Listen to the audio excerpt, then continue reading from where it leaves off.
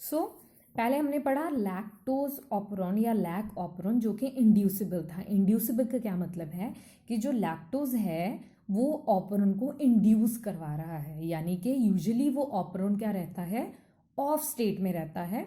Lactose की presence से ही वो ऑपरॉन ऑन मोड में आता है, ठीक है। सो दूसरा ऑपरॉन हमारे पास है ट्रिप्टोफैन ऑपरॉन। सो ट्रिप्टोफैन ऑपरॉन एक रिप्रेसिबल ऑपरॉन है। इसका क्या मतलब है वो हम आगे पढ़ते हैं। ये जो ऑपरॉन है ये नॉर्मली ऑन मोड में रहता है और ये टर्न ऑफ हो सकता है अगर ट्रिप्टोफैन का अमाउंट ज़्यादा हो गया है या उसका जो नंबर है वो एक सेल में ज़्यादा हो गया है। सो लैक्टोज ऑपरॉन हमेशा ऑफ मोड में रहता था, ट्रिप्टोफैन ऑपरॉन हमेशा ऑन मोड में रहता है, क्योंकि सेल में ट्रिप्टोफैन की ज़रूरत हमेशा रहती है। ओके, सो जैसे हमने लास्ट ऑपरॉन में पढ़ा था कि operon is cluster of genes. So कुछ रेगुलेटरी जीन्स हैं, कुछ स्ट्रक्चरल जीन्स हैं। ओके, सो रेगुलेटरी जीन्स वही हैं, PRPO, प्रमोटर, रिप्रेसर प्रोटीन वाली जीन, फिर से प्रमोटर, फिर ऑपरेटर। और स्ट्रक्चरल जीन्स जैसे लैक ऑपरॉन में 3 थी, ट्रिप्टोफैन ऑपरॉन में 5 स्ट्रक्चरल जीन्स हैं। कौन कौन सी? Trip A, trip B, trip C, trip D और ट्रिप E।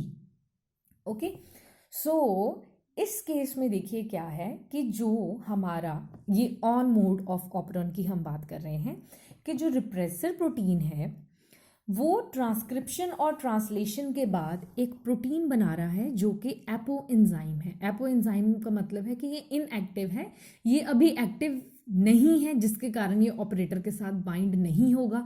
इट मीन्स ये प्रोमोटर के ऊपर आरएनए पॉलीमरेज और यहाँ पे भी आरएनए पॉलीमरेज बाइंड होगा, जो कि फर्दर इसको आगे लेके जाएगा और इसमें कोई प्रॉब्लम जो है वो नहीं आएगी, ठीक है। क्यों? क्योंकि अभी ऑपरेटर जो है वो फ्री है, उसको ब्लॉक रिप्रेसर प्रोटीन ने नहीं किया है। ओके, सो ये है इसका ऑन मोड।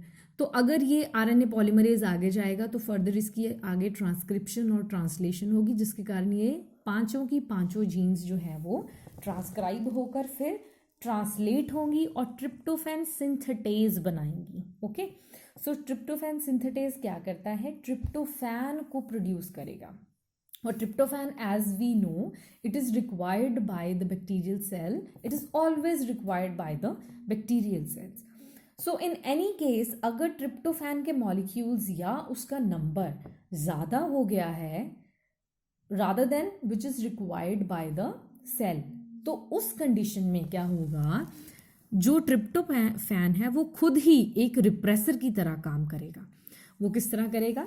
ये है हमारा ऑफ मोड ऑफ ऑपरॉन। इसमें देखिए क्या है, अब ये जो रिप्रेसर प्रोटीन है ये क्योंकि एपो एंजाइम था, एपो एंजाइम का मतलब है कि इनएक्टिव था। ओके, अब जो एक्स्ट्रा ट्रिप्टोफैन है वो इस प्रोटीन के साथ बाइंड होकर इसको एक्टिव बना देता है, यानी कि आई अगेन रिपीट, ये रिप्रेसर प्रोटीन जो एक्स्ट्रा ट्रिप्टोफैन है वो इसके साथ बाइंड होके इस प्रोटीन को एक्टिव बना देता है, जो कि पहले इनएक्टिव था। अब ये कॉम्प्लेक्स जो है ये ऑपरेटर के साथ बाइंड हो जाएगा। जब यहाँ पे बाइंडिंग जो ऑपरेटर है वो ब्लॉक हो जाएगा तो आरएनए पॉलीमरेज आगे स्लाइड नहीं कर पाएगा। ओके, सो आरएनए पॉलीमरेजेज ही है। पॉलीमरेजेज बेसिकली क्या है? पॉलीमरेज का मतलब है कि आगे आगे सिंथेसिस करवाना। ओके, सो ये आगे मूव होता जाएगा और उसमें ट्रांसक्रिप्शन होगी, पहले एमआरएनए बनेगा और फिर ट्रांसलेशन बनेगी, ट्रांसलेशन के बाद प्रोटीन बनेगी। सो अगर आरएनए पॉलीमरेज आगे स्लाइड ही नहीं हो पाएगा तो इनमें से कोई भी जो है वो अपना ट्रांसलेशन नहीं कर पाएगा, जिसके कारण क्या होगा कि ये जो ऑपरॉन है वो अब ऑफ मोड में चला जाएगा। Okay, so why this operon is known as repressible operon. अब आपको समझ में आया कि जो ट्रिप्टोफैन है वो एज अ रिप्रेसर एक्ट कर रहा है। ओके, यानी कि वो जो पहले एपो एंजाइम था, जो इनएक्टिव एंजाइम था, उसको एक्टिवेट करने का काम भी ट्रिप्टोफैन कर रहा है।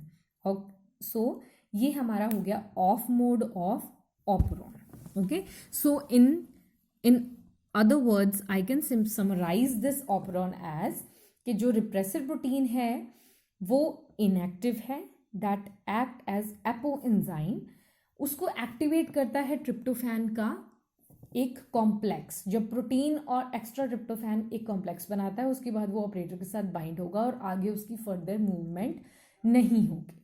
ओके, सो ये हमारा है ट्रिप्टोफैन ऑपरॉन, और इसको हम रिप्रेसिबल ऑपरॉन क्यों कह रहे हैं, क्योंकि एक्स्ट्रा ट्रिप्टोफैन अपने ही जो ऑपरॉन है उसको ऑन से ऑफ मोड में लेके जा रहा है।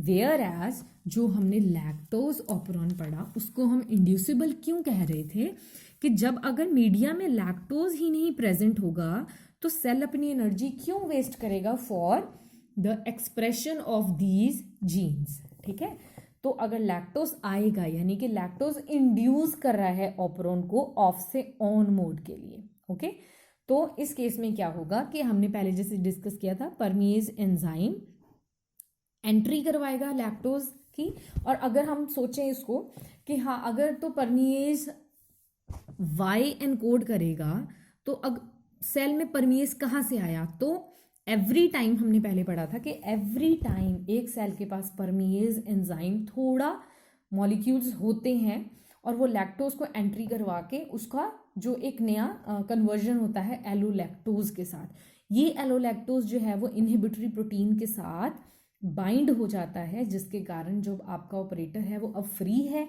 फ्री होने के कारण अब जो आरएनए पॉलीमरेज प्रमोटर के साथ जुड़ा है वो आगे फर्दर मूव कर सकता है, और जेड वाई और ए ये तीनों के तीनों जीन्स अपने रिस्पेक्टिव एंजाइम्स को एनकोड कर सकते हैं। और इन एंजाइम्स का काम क्या है, इन एंजाइम्स का काम है लैक्टोज को ग्लूकोज और गैलेक्टोज में कन्वर्ट करना। Okay, so as we all know glucose is a source of energy, तो सेल को एनर्जी चाहिए तो उसके लिए ये तीनों एंजाइम्स को वो ट्रांसक्राइब करवाएगा, और फर्दर अगर लैक्टोज अब ज़्यादा हो गया, अब ये शट डाउन कैसे होगा ऑपरॉन, ये तो ऑन मोड में हो गया।